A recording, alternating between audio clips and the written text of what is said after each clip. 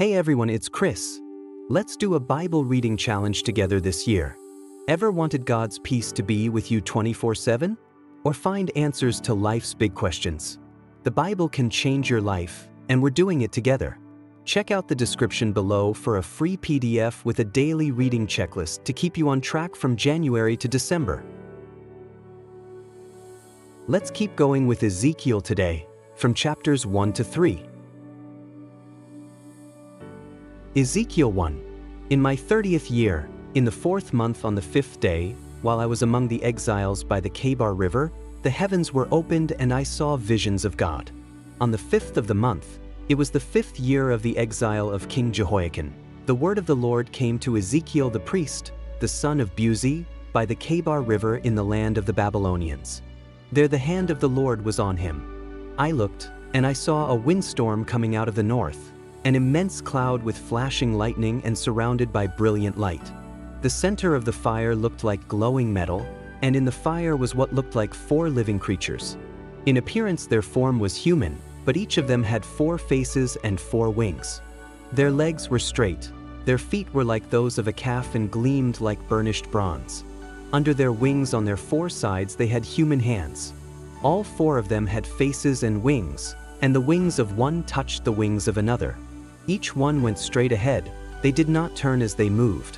Their faces looked like this: each of the 4 had the face of a human being, and on the right side each had the face of a lion, and on the left the face of an ox. Each also had the face of an eagle. Such were their faces. They each had 2 wings spreading out upward, each wing touching that of the creature on either side, and each had 2 other wings covering its body. Each one went straight ahead. Wherever the Spirit would go, they would go, without turning as they went. The appearance of the living creatures was like burning coals of fire or like torches. Fire moved back and forth among the creatures. It was bright, and lightning flashed out of it. The creatures sped back and forth like flashes of lightning. As I looked at the living creatures, I saw a wheel on the ground beside each creature with its 4 faces. This was the appearance and structure of the wheels. They sparkled like topaz, and all 4 looked alike. Each appeared to be made like a wheel intersecting a wheel. As they moved, they would go in any one of the 4 directions the creatures faced. The wheels did not change direction as the creatures went. Their rims were high and awesome, and all 4 rims were full of eyes all around. When the living creatures moved, the wheels beside them moved, and when the living creatures rose from the ground, the wheels also rose. Wherever the Spirit would go, they would go, and the wheels would rise along with them, because the spirit of the living creatures was in the wheels. When the creatures moved, they also moved. When the creatures stood still, they also stood still. And when the creatures rose from the ground, the wheels rose along with them, because the spirit of the living creatures was in the wheels. Spread out above the heads of the living creatures was what looked something like a vault, sparkling like crystal and awesome. Under the vault their wings were stretched out one toward the other, and each had 2 wings covering its body. When the creatures moved, I heard the sound of their wings, like the roar of rushing waters, like the voice of the Almighty, like the tumult of an army. When they stood still, they lowered their wings. Then there came a voice from above the vault over their heads as they stood with lowered wings. Above the vault over their heads was what looked like a throne of lapis lazuli, and high above on the throne was a figure like that of a man. I saw that from what appeared to be his waist up, he looked like glowing metal, as if full of fire, and that from there down he looked like fire, and brilliant light surrounded him. Like the appearance of a rainbow in the clouds on a rainy day, so was the radiance around him. This was the appearance of the likeness of the glory of the Lord. When I saw it, I fell face down, and I heard the voice of one speaking. Ezekiel 2. He said to me, "Son of man, stand up on your feet and I will speak to you." As he spoke, the Spirit came into me and raised me to my feet, and I heard him speaking to me. He said, "Son of man, I am sending you to the Israelites, to a rebellious nation that has rebelled against me. They and their ancestors have been in revolt against me to this very day. The people to whom I am sending you are obstinate and stubborn. Say to them, 'This is what the sovereign Lord says.' And whether they listen or fail to listen, for they are a rebellious people, they will know that a prophet has been among them. And you, son of man, do not be afraid of them or their words. Do not be afraid, though briars and thorns are all around you and you live among scorpions. Do not be afraid of what they say or be terrified by them, though they are a rebellious people. You must speak my words to them, whether they listen or fail to listen, for they are rebellious.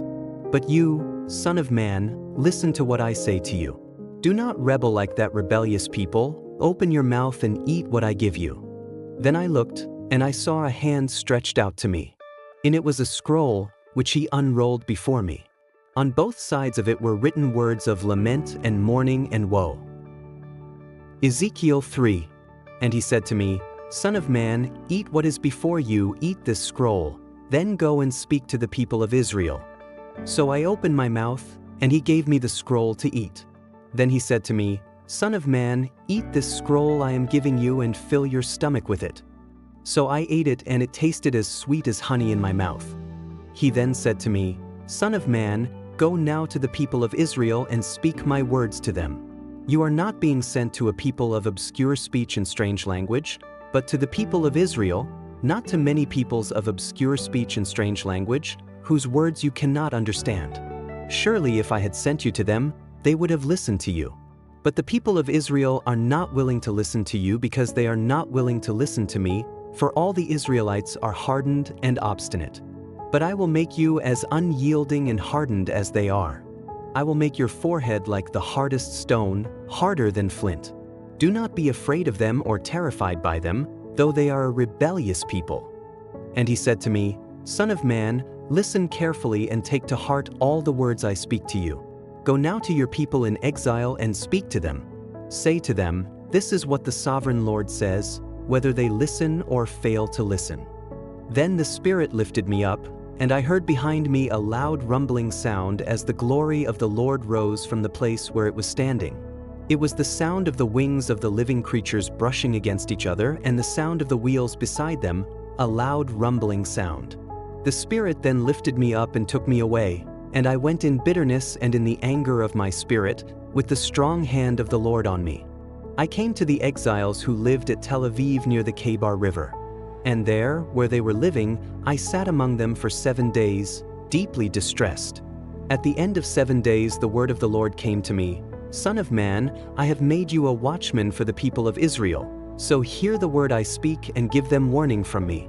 When I say to a wicked person, You will surely die, and you do not warn them or speak out to dissuade them from their evil ways in order to save their life, that wicked person will die for their sin, and I will hold you accountable for their blood. But if you do warn the wicked person and they do not turn from their wickedness or from their evil ways, they will die for their sin, but you will have saved yourself. Again, when a righteous person turns from their righteousness and does evil, and I put a stumbling block before them, they will die. Since you did not warn them, they will die for their sin. The righteous things that person did will not be remembered, and I will hold you accountable for their blood. But if you do warn the righteous person not to sin and they do not sin, they will surely live because they took warning, and you will have saved yourself. The hand of the Lord was on me there, and he said to me, Get up and go out to the plain, and there I will speak to you. So I got up and went out to the plain. And the glory of the Lord was standing there, like the glory I had seen by the Kebar River, and I fell face down. Then the Spirit came into me and raised me to my feet. He spoke to me and said, Go, shut yourself inside your house. And you, Son of man, they will tie with ropes. You will be bound so that you cannot go out among the people.